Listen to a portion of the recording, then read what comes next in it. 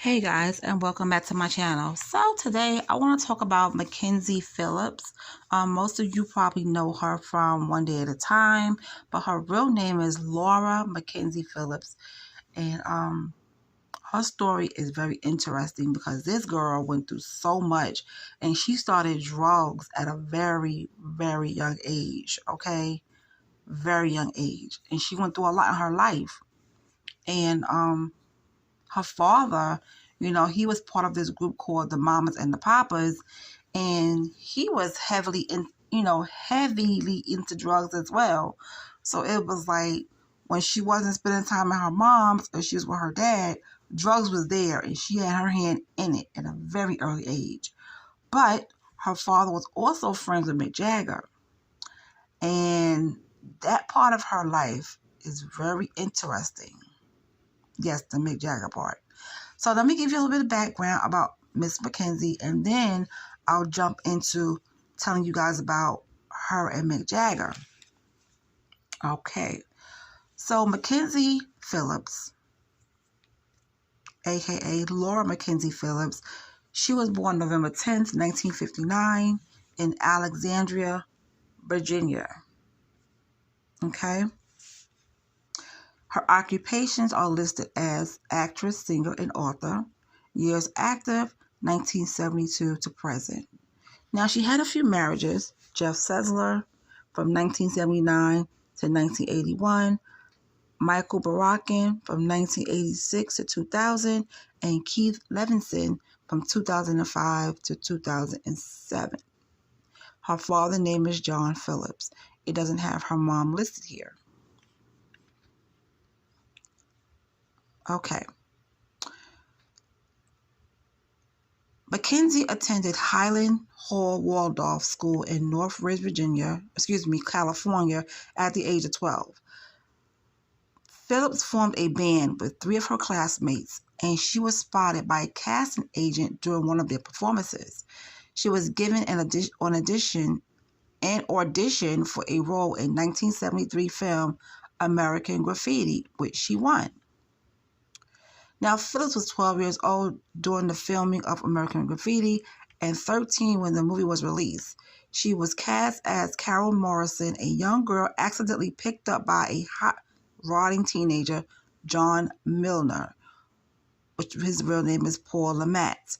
Because of California state law, producer Gary Kurtz became MacKenzie's legal guardian for the duration of the film.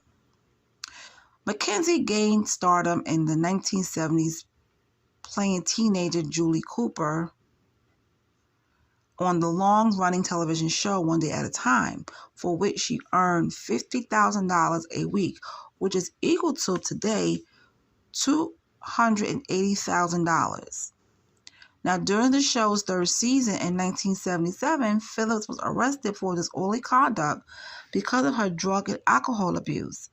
Phillips began arriving late and was even incoherent for rehearsals. The producers ordered her to take a 6-week break to overcome her addiction, but were ultimately forced to fire her in 1980. When people are on those drugs and they get a hold of them, they can't shake it. It's hard for them to shake. It's easy to try something and get hooked, but it's hard to get off of it and become clean. After two near-fatal overdoses, MacKenzie entered Fair Oaks Hospital voluntarily for treatment in 1981. The producers of One Day at a Time invited her back to the show. Now, however, in 1982, Phillips relapsed into cocaine use, and the following year, she collapsed on the show's set. After refusing to take a drug test, she was fired permanently, and her character was written out of the series. In 1982, MacKenzie entered a drug rehab program for 9 months. Now, from the mid-1980s to the early 1990s, Phillips performed as a singer and toured with a reformed version of the Mamas and the Papas known as the New Mamas and the Papas. In 1999, Phillips co-starred with Cara DeLiza in the Disney Channel series So Weird, playing a fictional rock star named Molly Phillips. She sang original songs written by show producers John Cooksey and Anne-Marie Montague. In 2002, she appeared in the Disney Channel original movie Double Team. Now, MacKenzie guest starred on episodes of ER, Without a Trace, Seventh Heaven, Cold Case, and Beverly Hills 90210.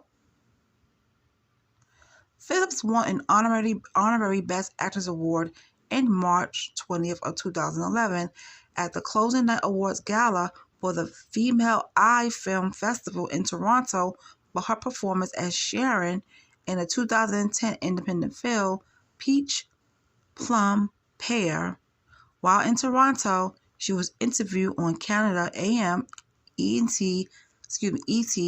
Canada, and the Marilyn Dennis Show. In 2016, Phillips began working at the Breathe of Life Healing Center in West Hollywood.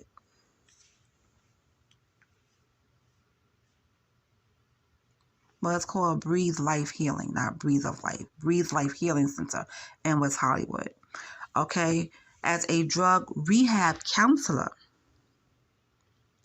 In 2017, Phillips appeared in episodes of the rebooted One Day at a Time as Pam Valentine.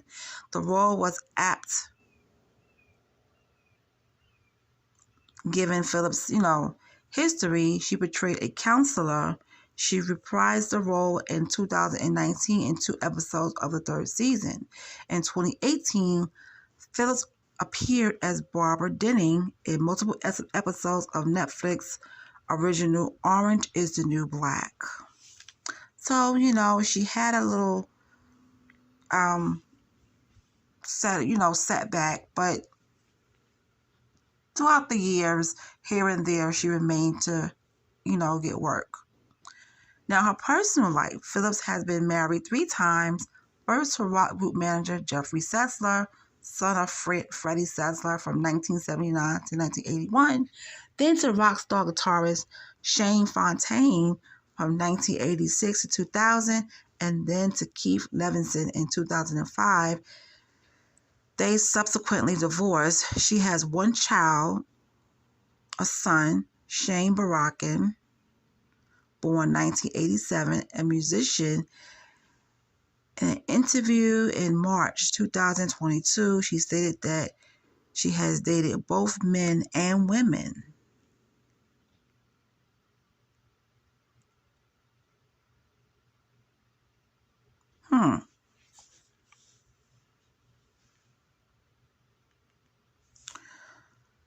So she had some troubles. She had a lot of troubles. Substance abuse and arrest. Phillips had a lifetime of troubles with drug abuse. On August 27th of 2008, she was arrested by Los Angeles Airport Police on charges of possession of cocaine and heroin after she went through the airport security screening. On October 31st, 2008, she pleaded guilty to 1 felony count of cocaine possession and was sentenced to drug rehabilitation, and that was her sentence. She had to go to drug rehab program. Phillips' drug case was dismissed after she successfully completed a drug diversion program. She appeared on the 3rd season of Celebrity Rehab, which aired in January and February of 2010. She later discussed her recovery on the March 17, 2010 episode of The View.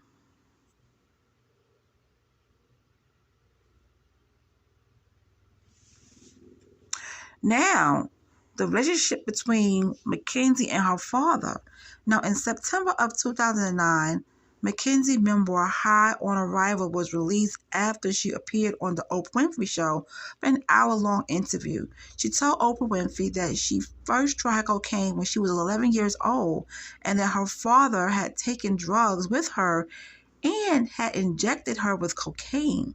Now, during the interview, MacKenzie read excerpts from her book.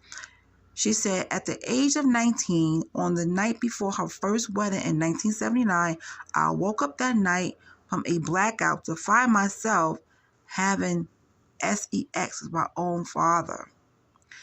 And that when she confronted her father months later asking her why he had, RAPE her. Her father simply replied, "Great, you? Don't you mean we made love?" Oh my God, that is sickening. But anyway, Phillips told Oprah Winfrey of having a consensual sexual relationship with her father, describing her participation as sort of Stockholm syndrome, where you begin to love your capture. That is just so sick to me. Now, however, she has also described the initial incident as a RAPE and has said no matter what kind of incest, it is an abuse of power, a betrayal of trust. The incest ended after Phillips became pregnant subsequently and had an abortion for which her father paid for. Okay. Now, Genevieve Waits, John's third wife, denies the allegations, saying they were inconsistent with his character. Michelle Phillips, John's second wife, also stated that she had every reason to believe MacKenzie's account is untrue.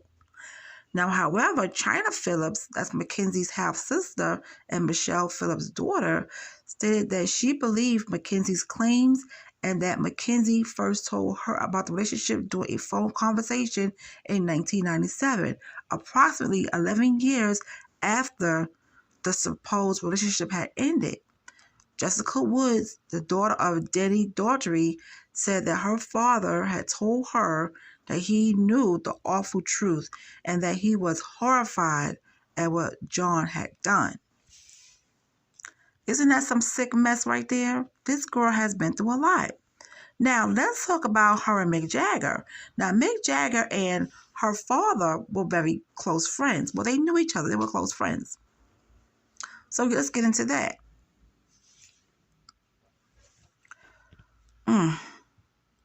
These celebrities, boy, they be...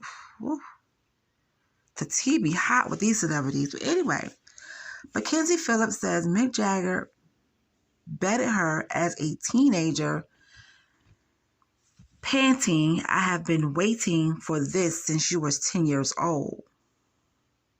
What? What do you mean? So you mean while you was around her father and MacKenzie was 10 and you was looking at her and you was watching her, so you was basically looking at her in a way you shouldn't have been? Because why would you say to her, "I wanted you, I've been waiting for this since you was 10. But anyway, let's go ahead and see what she had to say. She said the sex was unbelievable. You know that cute butt in those tight pants? Phenomenal. Even now, I think he's sexy. She raves about the Rolling Stones frontman. Their night of passion occurred in 1977 when MacKenzie was 18 years old and a TV star with a 1,000 a day cocaine habit. Jagger invited MacKenzie and Dad John Phillips, leader of the 60s group, the Mamas and the Papas, to his place for sandwiches, right? But as soon as they got there, Jagger complained he was out of mayo and sent John out to buy some. Then he quickly barricaded MacKenzie and himself inside. Mick turned to me and said, "I've been waiting for this since you were 10 years old." John returned and started pounding on the door in a fury, but eventually left. MacKenzie said her days as a wild child began at the age of 10 when my dad taught me how to roll joints. Before long, I was stealing drugs from him and trying them. I was 11 or 12 years old. She quickly turned into an addict and blew millions she had made by getting high. Her non-stop coke snorting led to her arrest for possession and being fired from her TV show. She even boozed and did drugs during the 1987 pregnancy, but successfully completed a detoxification program after doctors warned her the baby would come out stillborn, brain damage or retarded. But sorry for the R word, but now you have to say come out with some type of syndrome, okay? Now MacKenzie, now clean and sober, she was working on her Disney Channel's drama series, So Weird. She said, you know what? I've made millions of dollars and have nothing to show for it. So let's get back to her and Mick Jagger. So you mean to tell me this stuff was out here circulating, saying that to her at the age of 18, saying that I've been waiting for this since you were 10. And at the time, she was 18.